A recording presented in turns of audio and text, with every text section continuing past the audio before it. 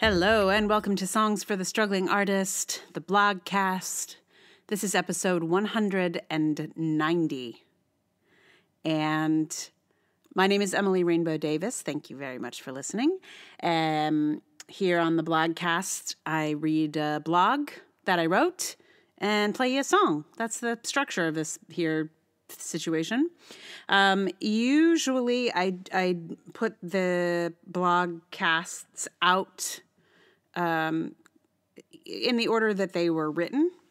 Today's going to be a little different. I've been sort of slowly catching up with myself for the last couple of blogs. But even though I have a couple other sort of teed up, I'm going to do this one now. And that is because it is sort of a current event-y. A current event? A current event-y? I don't know what you say. It's current events is what it is. It's like what's going on right now situation. And, by the way, I recognize now why so many newspapers exist or did exist, because you get a lot more clicks on things that are current events than you do on, like, thoughtful thought pieces. Thoughtful thought pieces? Is that what they're called? Thoughtful think pieces. That's what people say. Anyway, you don't get clicks on those. I get that now. This post is about Elizabeth Warren, and I posted it on Monday, the 2nd of March, which was before Super Tuesday, which is the day when a bunch of states voted for the Democratic primary. And so it's a little bit out of date in the current events situation, but it's still kind of kicking around, and it will be even less significant in a month when I get to it if I did it in order. So I thought I'd go ahead and get this one out now. In a kind of I don't know if it's really a strategic move to go ahead and get this out now. I think some would say it is. I don't know. It just feels like it's going to be.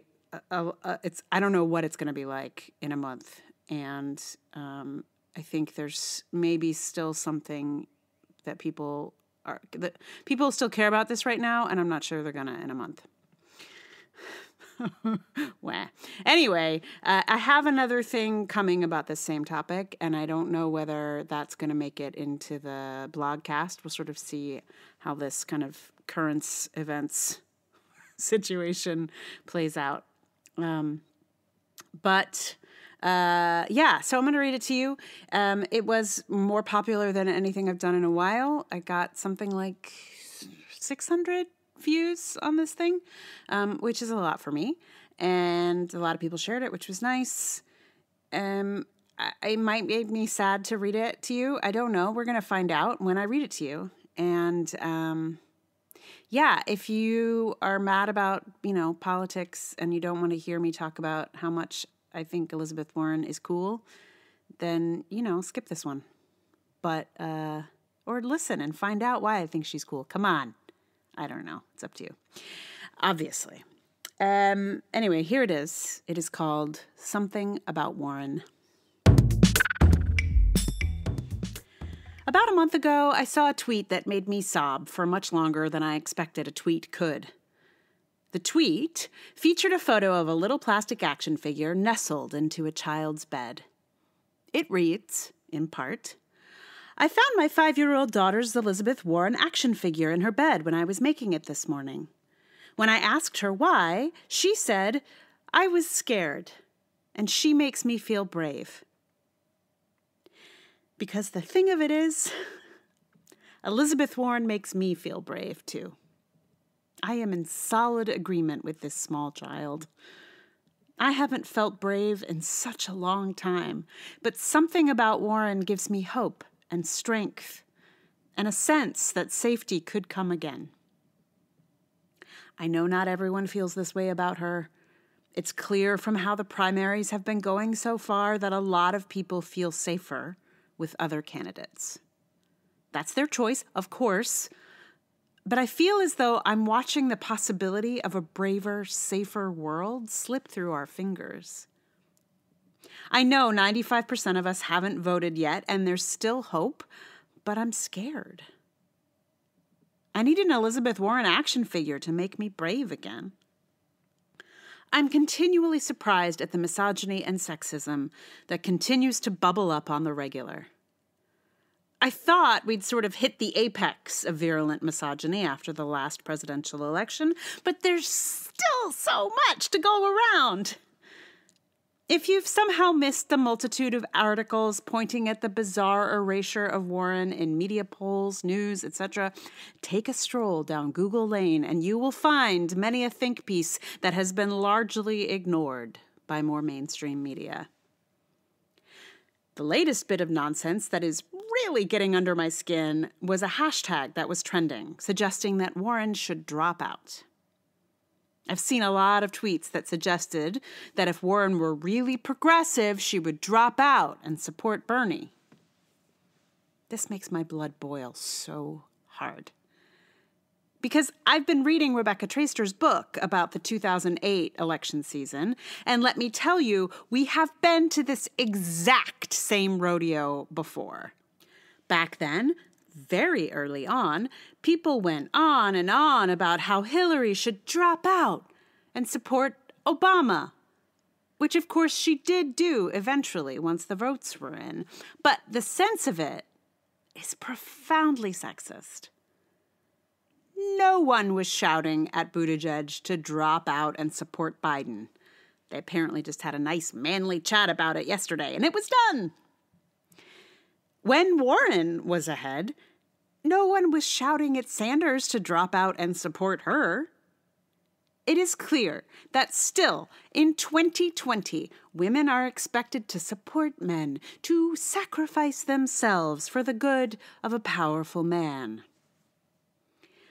I should not be surprised at all the misogyny bubbling up, the erasure, the sexist language, the dismissive comments. I knew it would happen. I knew it would happen in 2016. I voted for Bernie in the 2016 primary, in part because I knew that there would be a tidal wave of misogyny if Clinton was the nominee, and I didn't think I could handle it. By the way, Gloria Steinem had similar reservations at first in 2008. And I was right. I couldn't handle it. I don't think I've recovered yet. It feels like 2016's election season was like watching an enormous boil of toxic, patriarchal misogyny get larger and larger and then finally burst all over us in November. And I guess maybe I thought that since the boil had burst, we were maybe on a healing path where a woman could run for president without wading through a pool of toxicity. But the pool is alive and thriving. I keep thinking about this thing I read in The Hollywood Reporter by a member of the Academy who said, "When I fill out my ballot, I'm asking, what movie did I like the best?" I believe all our members do that. I'm not asking, is it a woman? Is it a person from a diverse background? I'm very proud of the Academy for nominating the movies we did this year. And guess who just happened to be underrepresented at the Oscars this year? It's clear that this guy has never heard of unconscious bias in his life. He's thinking, I just vote for who I like. And if I happen to almost exclusively like stuff by white guys, that's just because that's what's good. It never occurs to him that his response to the people he just doesn't connect to is probably due to his unconscious bias. It also would never occur to him that it might actually make sense to ask yourself such questions. It does make a difference when someone is a less represented person. And I think that same principle is happening for some people with Warren. There's something about her I just don't like. And I'm sorry to tell you, but that something is probably an unconscious bias. and a world that privileges some folks over others. We all have unconscious bias, all of us. Check your bookshelves. Who do you read? Even women have unconscious biases against other women. We've all of us been marinating in patriarchy for a long time. So it is hard for a lot of people to get behind women leaders. I know this is true. But it is still incredibly difficult to watch the one candidate who gives me hope and makes me feel brave when I'm scared be sidelined and told to drop out. There are so many reasons I am excited to vote for Warren. She's my dream candidate, as Rebecca Solnit put it. I admire the way she has reached out to so many communities directly and personally, and then come up with plans for each and every one of them to address their concerns. I admire the way she acknowledges mistakes she's made and continues to work to redress them. I admire her ability to adapt and learn. I admire how fierce an advocate she can be. I love that she's a progressive who came to it later in her life. Her progressiveness is practical and hard-earned. Ever since she got kicked out of the Senate confirmation hearing for Jeff Sessions for reading Coretta Scott King's letter and then read it to a camera right outside, I have admired her fighting spirit. Many people remember the line that emerged from this event. Nevertheless, she persisted. But there's more of it. Mitch McConnell said she was warned, she was given an explanation. Nevertheless, she persisted. Many people continue to give her explanations and warnings, and nevertheless, she persists. That sort of commitment makes me feel less scared. It makes me feel brave. The kind of person who can take on an entire banking system, who will speak truth to power over and over again, even when no one will give her the floor, that kind of person makes me feel safe. And I know that she is working hard to help others who may have never felt safe in this country to one day experience some safety. She embodies everything I look for in a leader, and I cannot understand how people are not lining up to vote for her. But I know not everyone is like me and the little girl who keeps her action figure close by for safety. There are those who don't need to feel brave because they're not scared. There are those who just want to return to the old familiar status quo. I understand the impulse. Warren's vision of America involves change, and change isn't everyone's thing. Her vision involves bending some things to make the country work for more people than it is. It involves health care for all and universal child care. It even includes artists. It is really scary for billionaires and scary for a lot of Republicans. That's not safe for them. But it would be for me. It would be for me. Well, I feel like I would have had a very different experience reading this on the day that I wrote it than I am having right now, because I'm in the future and the person who wrote this was in the past, and she still had hope. Boy. Yeah. So if you are not in this country and are not following the news here, Elizabeth Warren lost really hard in the primaries. She lost like really, really hard, and so did we. We also lost really hard, and I have a lot to say about all of this, and I am currently working on a post about it, but like. One of the things that makes me really upset, there's so many things that make me upset, and you're going to hear all about them. But one of the main things is like, because I live in New York and our primary isn't until next month, I'm not going to get to vote for her. That makes me really upset. I feel I mean, I feel very disenfranchised. Maybe not as disenfranchised as all the people who had their voting places closed or had to wait for like 8 hours to vote. That's worse. But yeah, that's our system is really annoying. And by annoying, I mean infuriating. So, yeah. Anyway, I've been on a bit of a roller coaster with my emotions the last couple of days. And the only way to get through it is to write about it and make this podcast for you to share in my agony. So more's coming. If this is interesting to you, I will see if I can actually shape my wide-ranging thoughts on this matter into a post and then actually put it here on the podcast. We'll see what that's like. Watch this space, I guess. There's a lot to read about this situation. I've been reading, article after article. Suddenly, Warren's getting a lot of press now that she's dropped out and is no longer a threat to anyone. So there's some really interesting stuff to read if you are interested. That's nice, I guess. I don't know. So, I just decided to do this today, and there isn't like a song that I was going to learn, and I tried to think of what one would be to see if I could learn it really fast, and then I realized I actually have a song that I wrote that I made a while ago that I weirdly I have never put on the blogcast before. I don't think I can't find any evidence of its existence anywhere.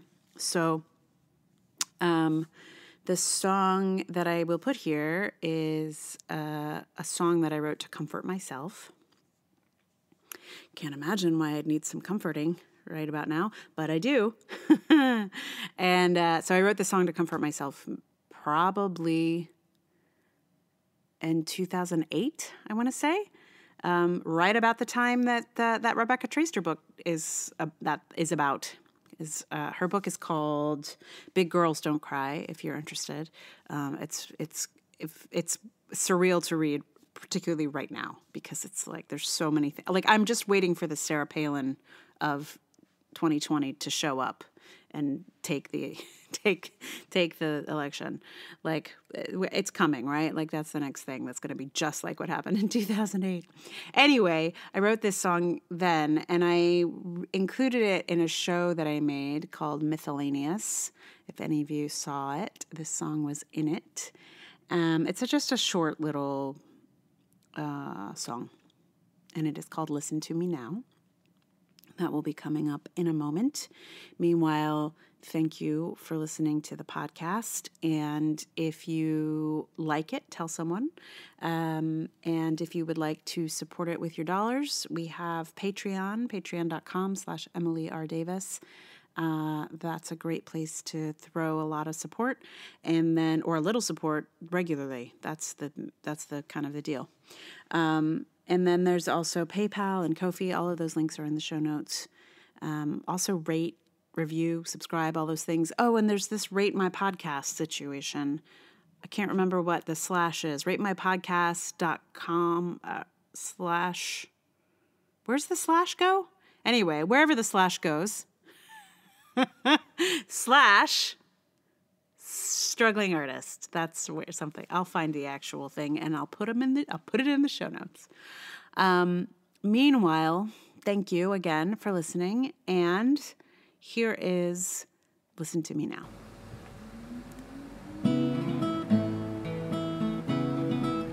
Listen to me now. It's gonna be all right. Even though your heart is breaking and you're crying through the night, it's gonna be all right.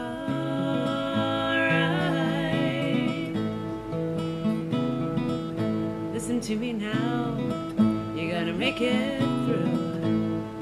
When the ground beneath you's shifting and you don't know what to do, you're gonna make it